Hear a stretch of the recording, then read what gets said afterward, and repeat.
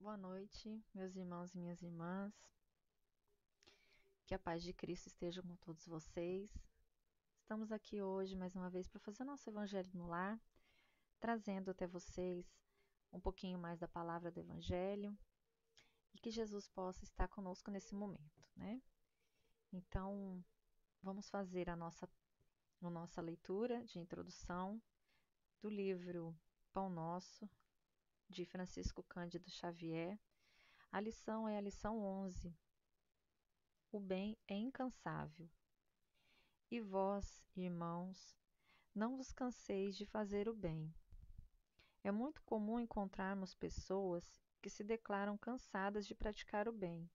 Estejamos, contudo, convictos de que semelhantes alegações não procedem de fonte pura.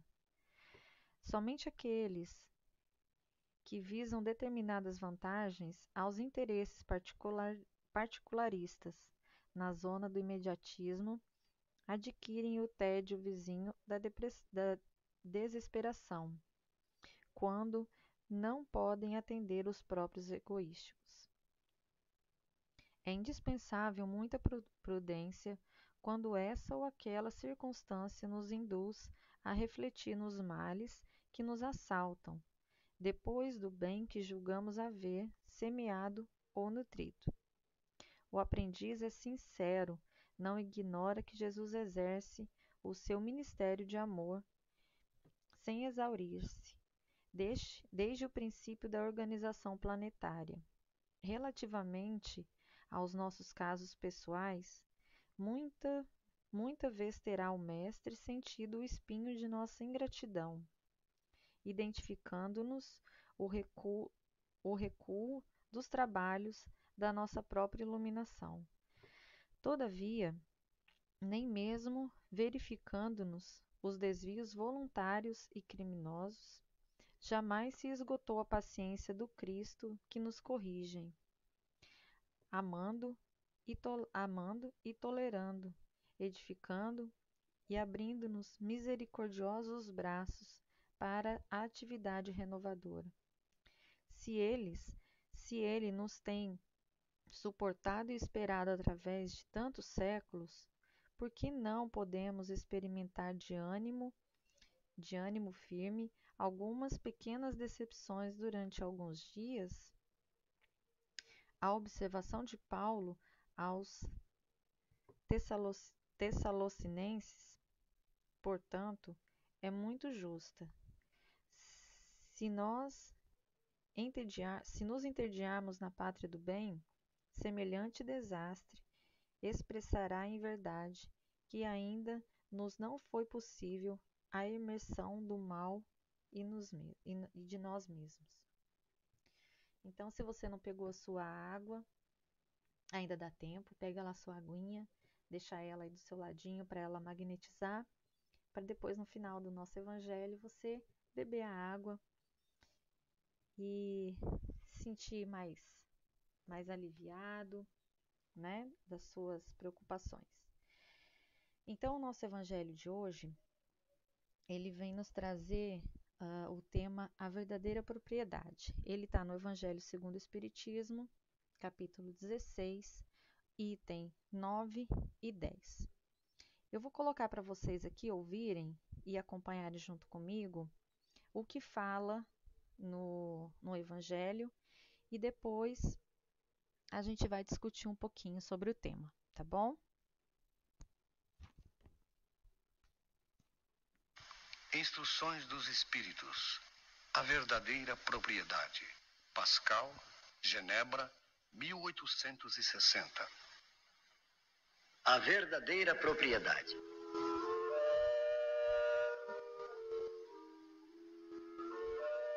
O homem não possui como seu senão aquilo que pode levar deste mundo.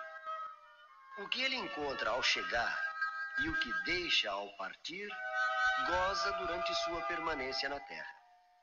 Mas desde que é forçado a deixá-los, é claro que só tem o usufruto e não a posse real. O que é então que ele possui? Nada do que se destina ao uso do corpo, e tudo o que se refere ao uso da alma, a inteligência, os conhecimentos, as qualidades morais. Eis o que ele traz e leva consigo, o que ninguém tem o poder de tirar-lhe, e o que ainda mais lhe servirá no outro mundo do que neste. Dele depende estar mais rico ao partir do que ao chegar neste mundo, porque a sua posição futura depende do que ele houver adquirido no bem. Quando um homem parte para um país longínquo, arruma a sua bagagem com objetos de uso nesse país e não se carrega de coisas que lhe seriam inúteis. Fazei, pois, o mesmo em relação à vida futura, aprovisionando-vos de tudo o que nela vos poderá servir. Ao viajante que chega a uma estalagem, se ele pode pagar, é dado um bom alojamento. Ao que pode menos, é dado um pior. E o que nada tem, é deixado ao relento. Assim acontece com o homem quando chega ao mundo dos espíritos. Sua posição depende de suas posses, com a diferença de que não pode pagar em ouro. Não se lhe perguntará: quanto tinhas na terra? Que posição ocupavas? Eras príncipe ou operário? Mas lhe será perguntado: o que trazes? Não será computado o valor dos seus bens, nem dos seus títulos, mas serão contadas as suas virtudes. E nesse cálculo, o operário talvez seja considerado mais rico do que o príncipe.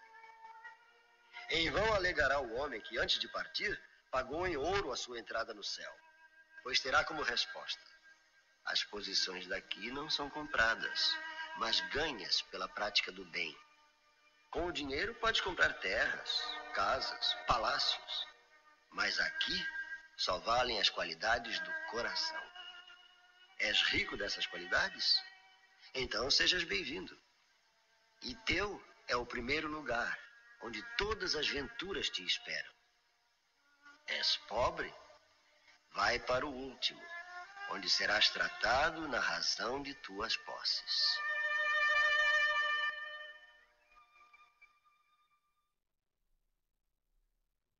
Os bens da terra pertencem a Deus, que os dispensa de acordo com a sua vontade. O homem é apenas o seu usufrutuário, o administrador mais ou menos íntegro e inteligente.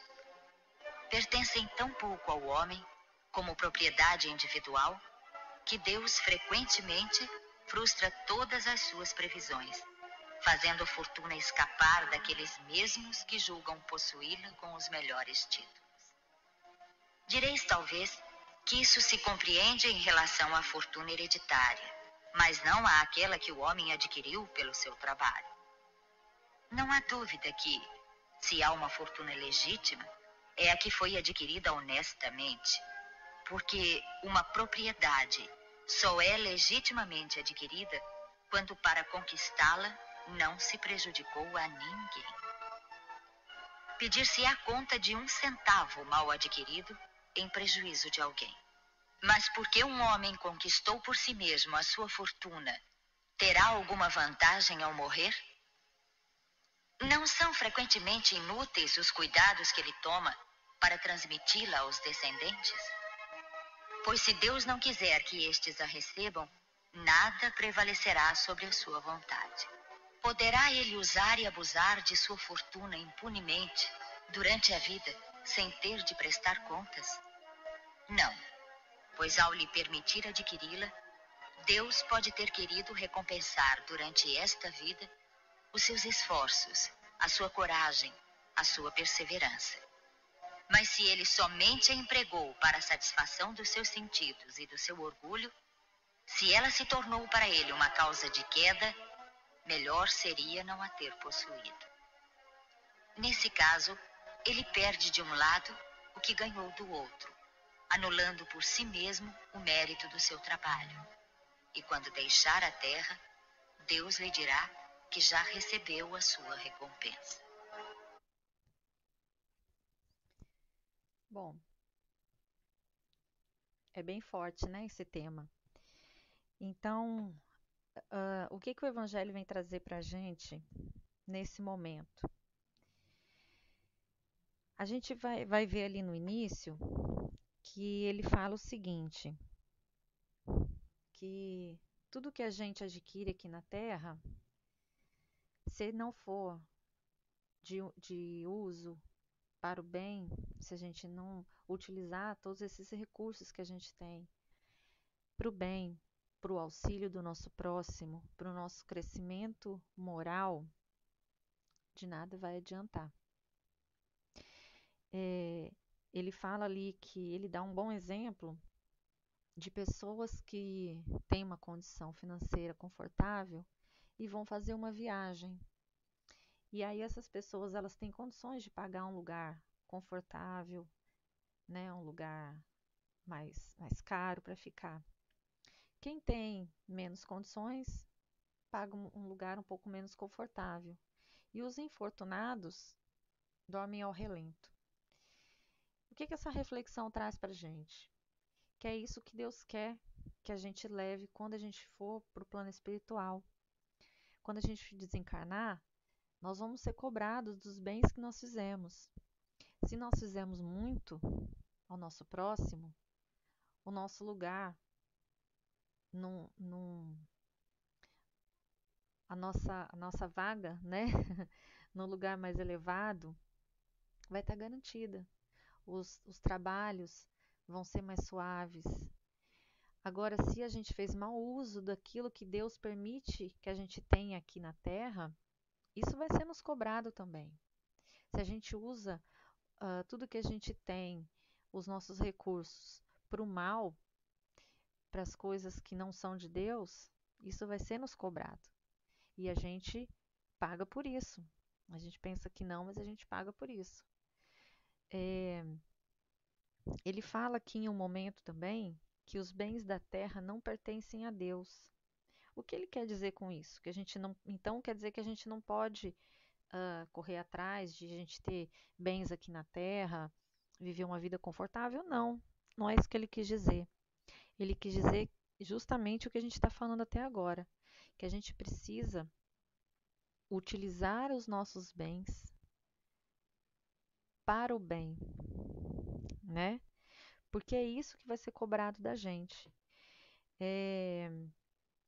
O que a gente vai deixar de herança para os nossos descendentes, para os nossos filhos, para os nossos netos, isso vai depender de como vai ser utilizado por eles depois, para eles também alcançarem, né, a sua magnitude, a sua moral, elevar a sua moral.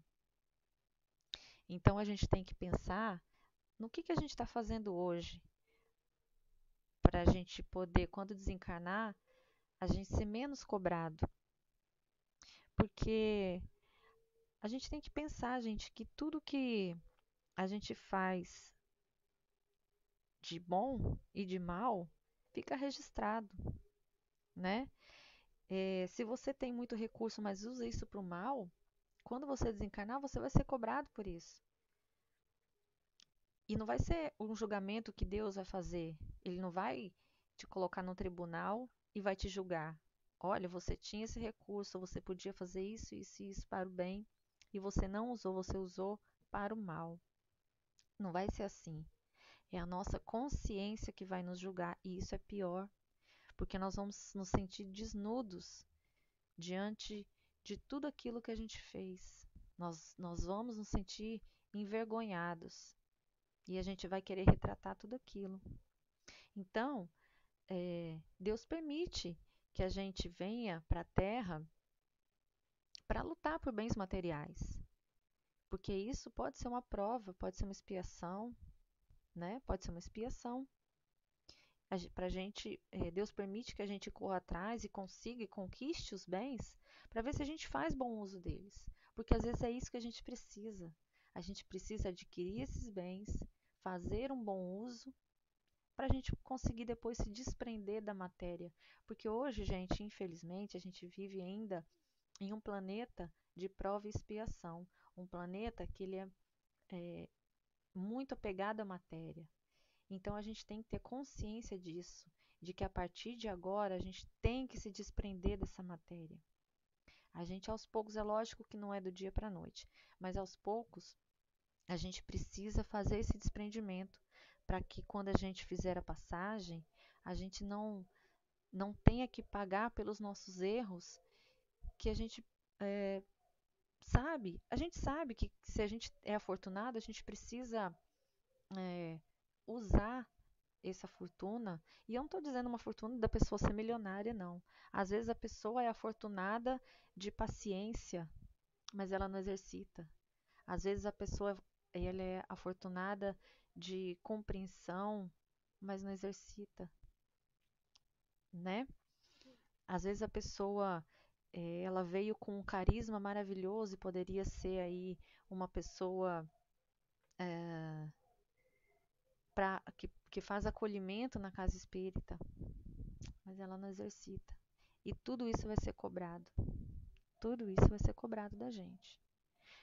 E em questão de materiais, né? Também. Se você tem condições de ajudar aí uma instituição de caridade, você tem vontade, mas você não faz. Olha a oportunidade que você está perdendo. Olha a oportunidade que Deus está colocando nas suas mãos de ajudar e você está perdendo. E aí depois, quando você fizer a passagem, quando você desencarnar e você chegar do outro lado, você vai ser cobrado pela sua consciência. E você vai falar, poxa vida, eu podia ter feito isso. Eu podia ter mudado a vida daquele irmão que agora sofre tanto mais e eu não fiz nada. E eu não estou falando só de parente, de pessoas próximas, não. A vida traz até nós pessoas que precisam da nossa ajuda. É só a gente observar. É só a gente parar e observar. A gente precisa colocar isso em prática. A ajuda, a caridade, e são esses bens que a gente vai levar, né? Para quando a gente desencarnar. É isso que a gente vai levar. Então, os bens materiais, os bens da terra vão ficar, e a gente sabe disso. Eu não preciso ficar repetindo, a gente sabe disso. Agora, o que a gente precisa levar são as fortunas morais, são as fortunas espirituais.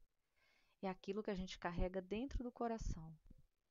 Então, tudo isso que a gente leu aqui serve de apoio para que a gente pense um pouquinho, coloque a mão na consciência, abre o coração, né? Tem tanta gente precisando.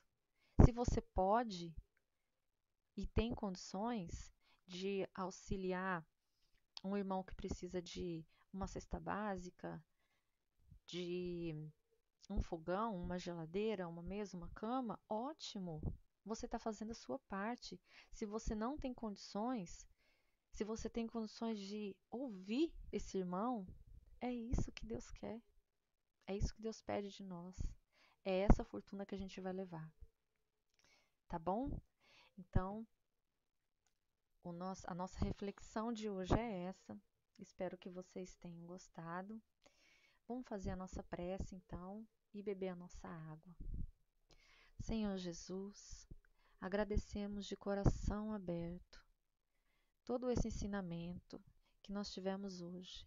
Que essas palavras possam entrar no nosso coração e que possamos, a partir de agora, olhar o nosso irmão com outros olhos, para que possamos levar daqui tudo que Deus pede que nós levamos. Que o nosso coração esteja repleto de luz e de amor, para que possamos fazer a caridade a todos que necessitam e que chegam até nós. Obrigada, Jesus, esteja sempre conosco. Abençoe a nossa semana. Que assim seja. Então vamos beber a nossa aguinha e que nós tenhamos uma semana abençoada. Até mais.